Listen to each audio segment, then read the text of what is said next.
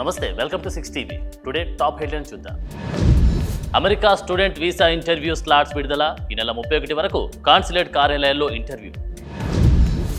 తెలుగు రాష్ట్రాల్లో ఇవాళ కూడా వర్షాలు. కొన్ని జిల్లాలకు ఆరెంజ్ అలర్ట్ జారీ చేసిన ఐఎండీ. వేములవాడ రాజన్న ఆలయంలో మోదీ ప్రత్యేక పూజలు. రాయలసీమలో భారీ సభ. విజయవాడలో ప్రధాని మోదీ రోడ్ షో.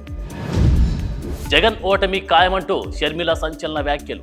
దేశాలకు వెళ్లేందుకు పాస్పోర్ట్లు రెడీ చేసుకుంటున్నారని కామెంట్స్.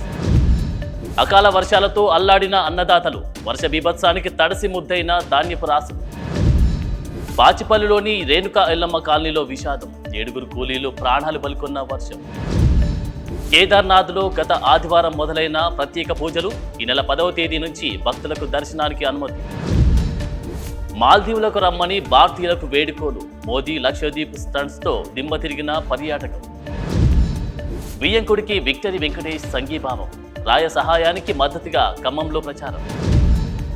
ఇది టుడే హెడ్లైన్స్. అందరికీ గుర్తుందా, పోలింగ్ డే 13 సోమవారం. ఆ రోజు హాలిడే కాదు, జాలిడే కాదు. 13న ఓటు వేద్దాం, మన హక్కును చాటుకుందాం. ఓటు మన బాధ్యత కాదు, మన హక్కు.